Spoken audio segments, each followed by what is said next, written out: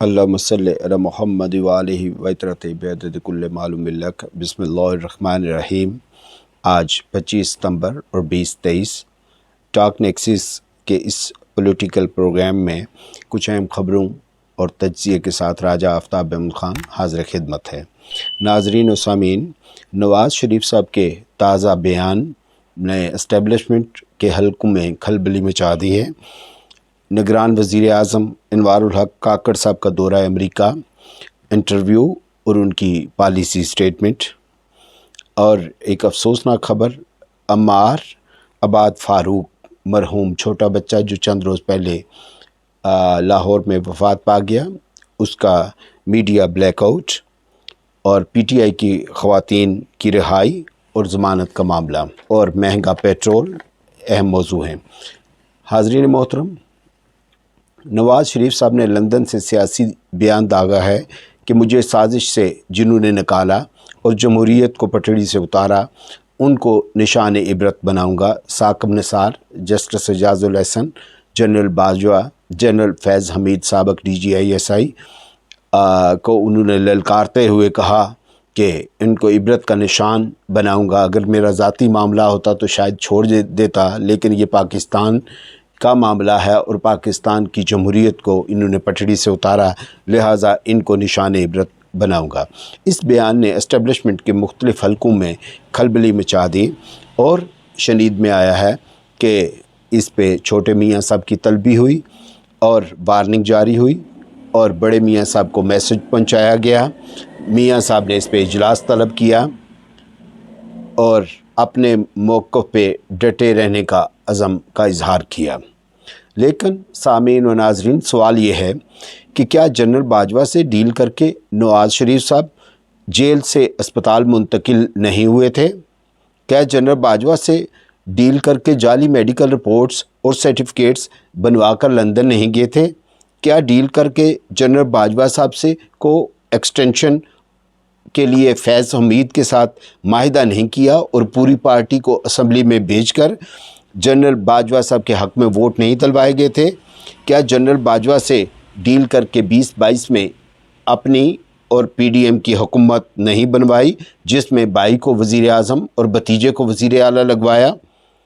General Bajwa سے deal کر کے اپنے خاندان، اپنے ذاتی اور پوری پی ڈی ایم کے نیب سے کیس بند کرائے تھے؟ جنرل باجوہ سے ڈیل کر کے اپنے سیاسی حریف عمران خان اور ان کی پارٹی پر غیر جمہوری، غیر قانونی تشدد اور قاتلانہ حملے نہیں کرائے گئے؟ کیا جنرل باجوہ سے ڈیل کر کے ایئر فورس کے طیارے پر اسحاق ڈار کو پاکستان بھیج کر فینانس منسٹر نہیں لگوایا گیا تھا؟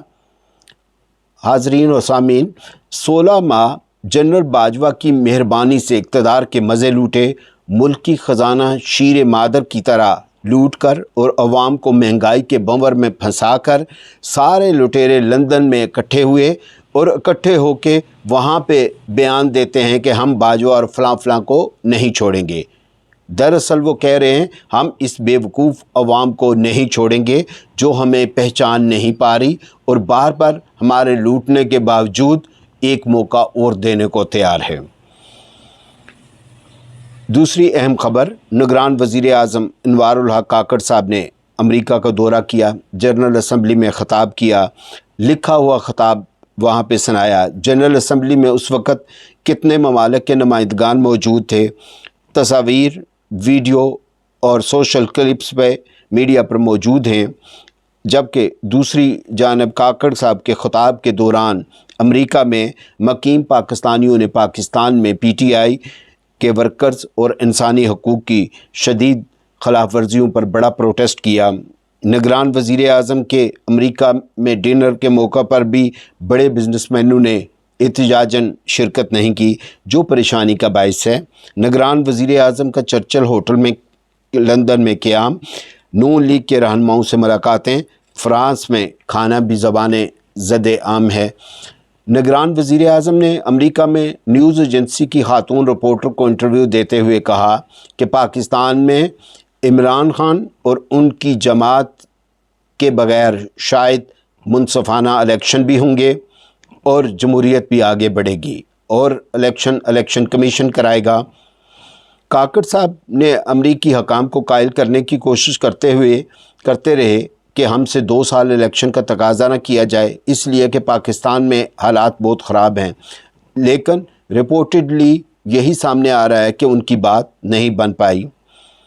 اگلی اہم خبر یہ ہے جو انتہائی افسوسناک ہے اخلاقی حوالے سے بھی، کہ عمار ایک چھوٹا بچہ جو عباد فاروق پی ٹی آئی کے رہنما کا بیٹا گزشتہ دنوں انتقال کر گیا، اس کے جو جنازے پہ جو انتظامیہ اور پولیس کا رویہ تھا، اس کو ہزار بند سے پکڑ کے وہ جنازہ پڑھنے کی اجازت دی گئی۔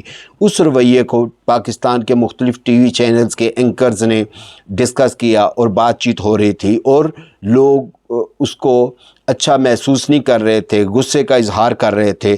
تو لہٰذا گزشتہ رات اہم جگہوں سے ٹیلی فون آئے تمام ٹی وی چینلز کو اور رپورٹرز کو، اور اس پہ تجزیہ اور تبصرہ کرنے والوں کو، کہ عمار عباد فاروق کا نام ٹی وی چینل پہ نہیں لیا جائے گا۔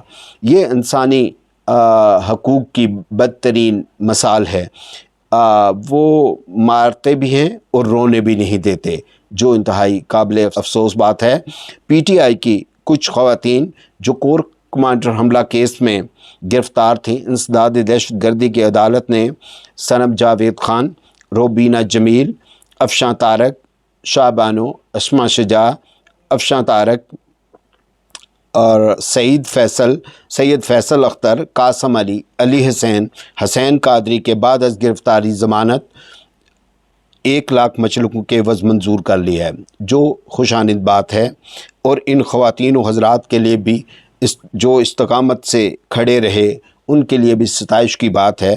حالانکہ کچھ نامور لوگ ایک جھٹکا بھی برداشت نہیں کر سکے اور انہوں نے اپنی راہ لی تھی، لیکن ابھی بھی پی ٹی آئی کی ورکرز خدیجہ شاہ اور ڈاکٹر یاسمین اور دیگر کئی خواتین و حضرات ابھی بھی جیل میں پابند سلاسل اور رہائی کے منتظر ہیں۔ اور اس سے اگلا ایک اہم پوائنٹ کہ پیٹرولیم کی مصنوعات ملکی معیشت میں پیٹرولیم مصنوعات ملکی معیشت کا پہیہ چلاتی ہیں۔ پیٹرولیم مصنوعات کی قیمتوں میں اضافہ ڈائریکٹ مہنگائی کا اضافہ اور سبب بنتا ہے، جس سے عام آدمی کی زندگی اجیرن ہوتی ہے۔ یاد رہے کہ ایک بیرل میں 42 گیلن ہوتے ہیں، ایک گیلن میں 3.78 لیٹر ہوتے ہیں، ایک بیرل میں تقریباً 159 لیٹرز ہوتے ہیں۔ آج عالمی منڈی میں ایک بیرل آئل $89 کا ہے، اور پاکستان میں ڈالر تقریباً اس وقت 295 روپیز کا ہے۔ اس حساب سے پاکستان کو فی لیٹر آئل 165 روپے کا ملتا ہے۔ کیریج اور ریفائنری چارجز کتنے ہیں، جگہ ٹیکس کتنا ہے، اور بڑے مگرمچھوں کا بھتہ کتنا ہے، یہ سارا بوجھ غریب عوام پہ پڑ رہا ہے، جن کی روز کی بنیاد پہ جو اپنے موٹر سائیکل، اپنی چھوٹی گاڑیوں میں پیٹرول اور فیول کا استعمال کرتے ہیں، اور پیٹرول اور فیول کے مہنگے ہونے کی وجہ سے جائز اور ناجائز طریقے سے تمام دکاندار جو چیز بیچتا ہے اس پہ یہ موقف اختیار کرتا ہے کہ پیٹرول کی قیمتیں بڑھی ہیں، اس لیے ہم نے چیزیں بڑھائی ہیں، اور حکومتی کنٹرول مارکیٹ میں نہ ہونے کی وجہ سے عوام شدید پریشانی کا شکار ہیں۔ حاضرین اور سامعین، آج جس حالات سے عوام گزر رہے ہیں یہ انتہائی پریشانی اور قسم پرسی کے حالات ہیں۔ ہمارا اعلیٰ حکام سے یہ گزارش ہے کہ مہنگائی کو کنٹرول کیا جائے اور عدل و انصاف کا اعلیٰ معیار مقرر کرنے کی کوشش کی جائے، اور تمام پاکستانیوں کو برابر ٹریٹ کیا جائے، الیکشن میں سب لوگوں کو برابر اور سب پارٹیوں کو برابر موقع دیا جائے۔ اللہ پاک ہمارا حامی و ناصر ہو۔ وما علینا الا البلاغ۔